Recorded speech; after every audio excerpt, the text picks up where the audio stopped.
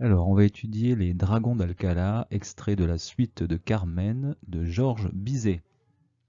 Alors, on écoute attentivement et on essaye de répondre aux questions dans sa tête.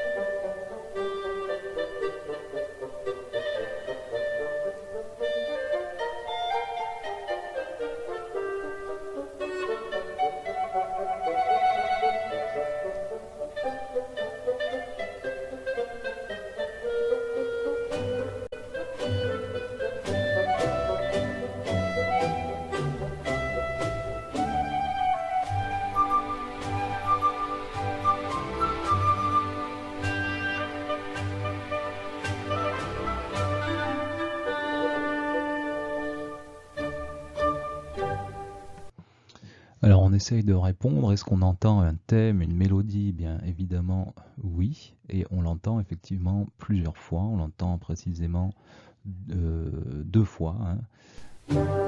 Une première.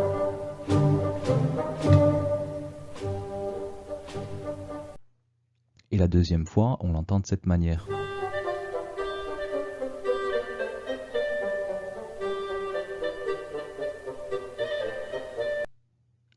Donc, est-ce qu'elle est accentuée par 2, par 3 ou 4 temps? Ben, on va tout simplement l'écouter. Ça fait 1, 2, 1, 2, 1, 2, 1, 2. Donc, c'est par 2.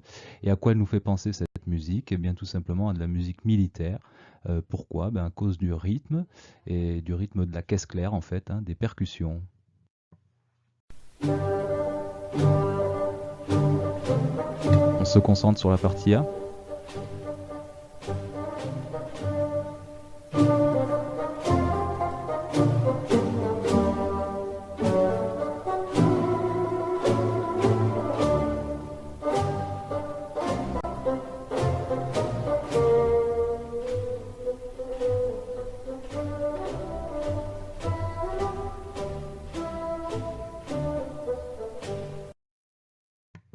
Donc l'instrument qui joue cette mélodie, c'est un instrument qui est grave. Est-ce qu'il est à cordes ou à vent, bois ou cuivre? Eh bien tout simplement c'est un instrument de la famille des bois. Et donc cette mélodie, elle est accompagnée par la famille des percussions, avec la caisse claire, mais aussi la famille des cordes frottées qui jouent en pinçant les cordes. On appelle ça des pizzicato ou des pizzicati au pluriel. Alors, dans l'ensemble, est-ce qu'il y a des nuances? C'est-à-dire, est-ce qu'il y a des changements de volume sonore, des passages plus doux ou plus forts? Ben oui, il y en a. Et lesquels? Eh bien, on va parler de nuances fortes et de nuances douces. Donc, je vais faire un petit point rapide sur les nuances sur la diapositive suivante.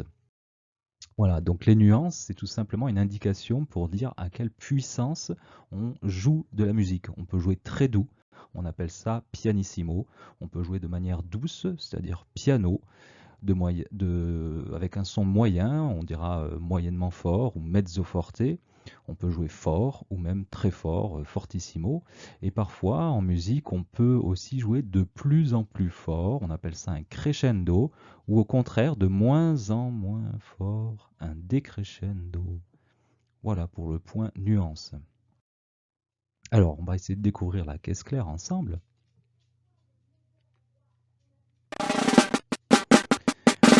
Donc, son origine, c'est le tambour militaire.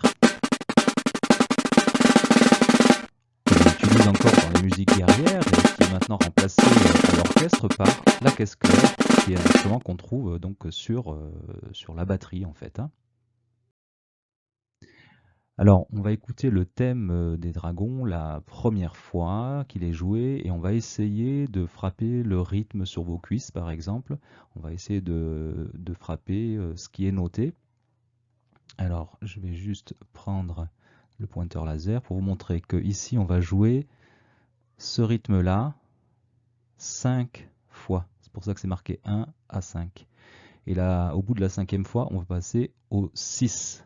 D'accord? Donc on va essayer de suivre, sachant que ça représente un coup tapé sur le premier temps ici de la mesure. C'est une mesure à 2 temps. Et puis ici, c'est un silence. Donc ça fait poum, tch, poum, tch, poum, poum, poum, tch, poum, tch, poum, tch, poum, poum, poum, tch. Ça, on va le répéter 5 fois. Et donc la 6e, on passera ici. Poum, tch, poum, tch, poum, poum, poum, poum, poum, poum, poum, poum, poum, tch, poum, tch. Alors on essaye et on va le taper en même temps. Toum, tchac, poum, poum, poum, tchac, poum, tchac, poum, tchac, poum, poum, poum, tchac. 4e fois. 5e. 6e.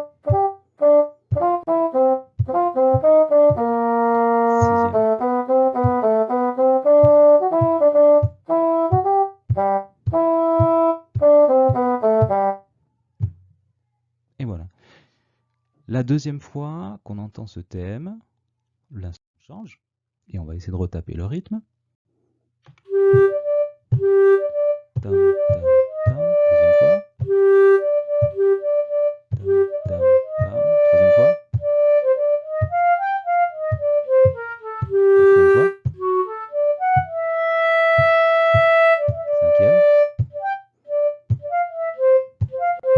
6e.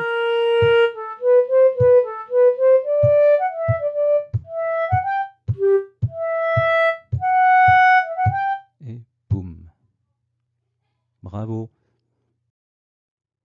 Alors quels sont les points communs entre ces deux mélodies, ces deux façons de le jouer? Les deux instruments sont des instruments à vent. Les deux instruments sont de la famille des bois, enfin la sous-famille des bois.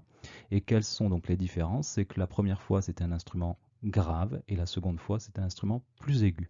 Alors on va faire un petit point justement sur ces instruments de la famille des bois. Il faut souffler dedans et boucher les trous.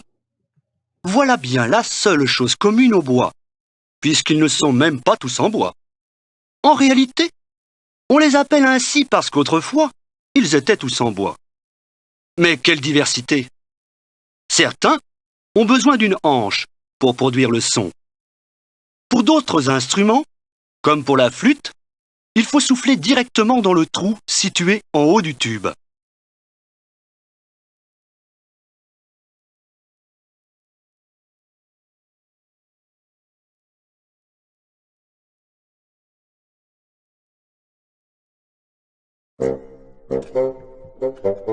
L'instrument le plus grave de la famille des bois, vous l'entendez, c'est le basson.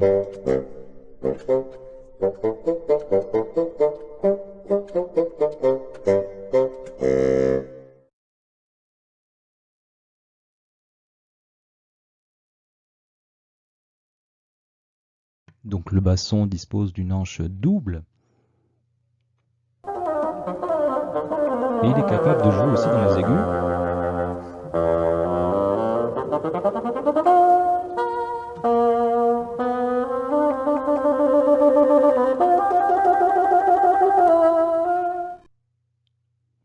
Donc le basson. Le deuxième instrument, on va voir, c'est la clarinette.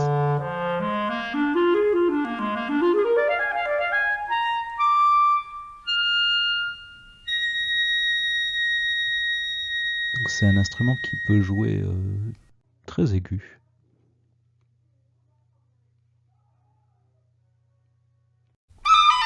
Le hautbois, un petit peu nasillard.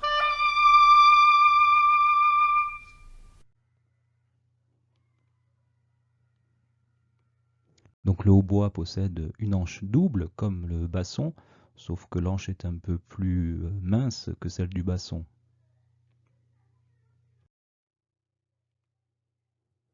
Et passons aux flûtes, avec la flûte traversière.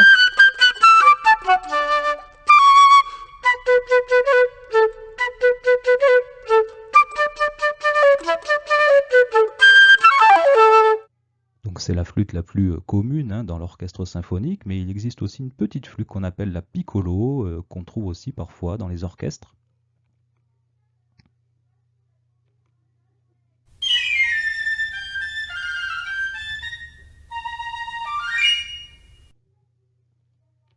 Voilà la flûte piccolo qui est de dimensions beaucoup plus petites que la flûte traversière. Donc la famille des vents, c'est à la fois la sous-famille des bois et des cuivres.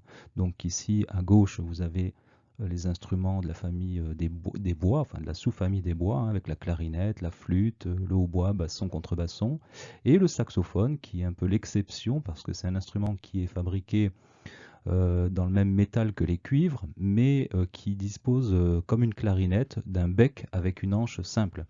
Et donc à droite, vous avez les cuivres. Donc on va essayer d'analyser maintenant l'extrait de tout à l'heure, et on va le faire sous forme découpée. Donc il y a une partie A, une partie B et une partie A'. Et puis en plus, à la fin, une conclusion qu'on appellera une coda. Donc on va écouter partie par partie et voir donc le rôle de chaque famille, de chaque instrument, qui joue la mélodie, qui joue l'accompagnement.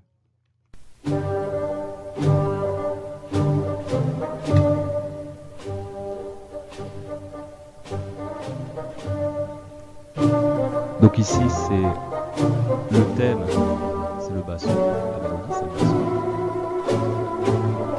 Et il est accompagné, on entend en arrière-plan la caisse claire et les cordes en pizza.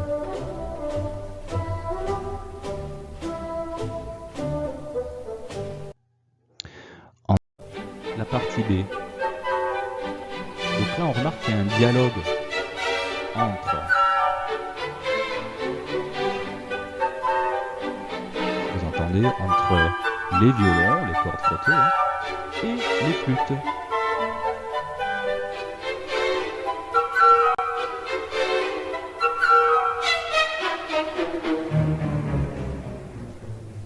On arrive à la partie A', c'est comme au début, c'est le même thème. Mais c'est pas tout à fait pareil qu'au début. La mélodie, ça a changé, c'est plus le basson. Le basson, on l'entend en arrière-plan, avec des petites notes régulières. Donc ici, la mélodie, c'est la clarinette, accompagnée par un contre-champ de basson, et les cordes qui reviennent avec la caisse claire. Et on arrive à la conclusion qu'on appelle coda. C'est la flûte qui démarre, le hautbois, clarinette, et basson pour terminer.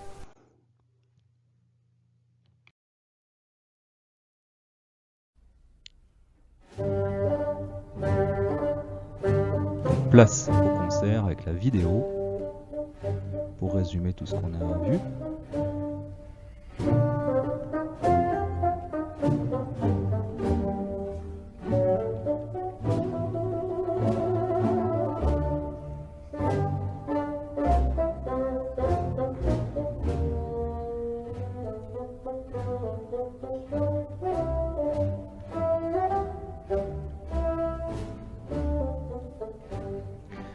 On arrive à la partie B avec le dialogue, violon et flûte.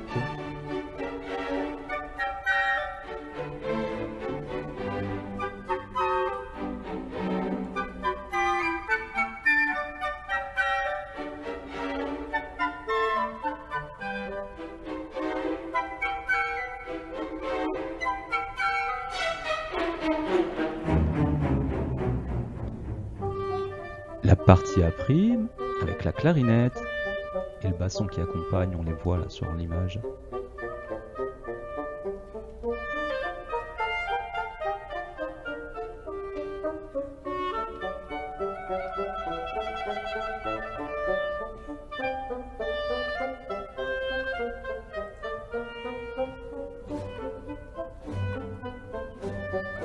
Et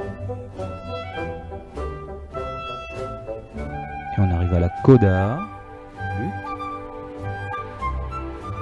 hautbois, clarinette, basson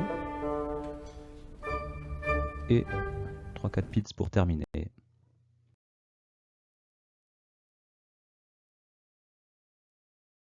Donc, à savoir, il y a plusieurs manières d'accompagner une mélodie en musique.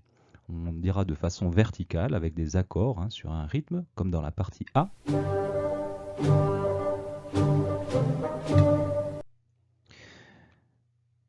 On peut également accompagner de manière horizontale, c'est-à-dire avec un contre-champ, comme ici dans la partie B, entre la clarinette et le basson, la clarinette ayant le chant et le basson le contre-champ.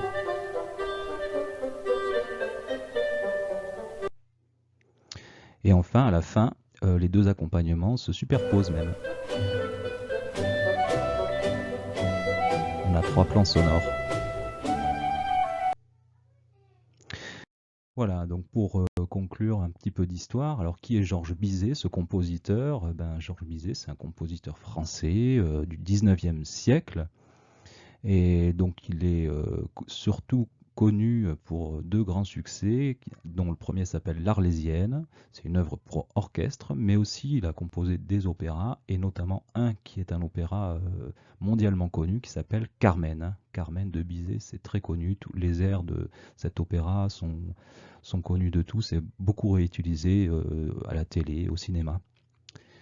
Alors, pour information sur les Dragons d'Alcala, la pièce qu'on vient d'écouter et d'étudier, c'est extrait de Carmen de Bizet justement. Donc c'est un passage de l'opéra qui n'est pas chanté, qui est uniquement instrumental. Et alors les dragons, c'était un corps d'élite de l'armée, de la cavalerie.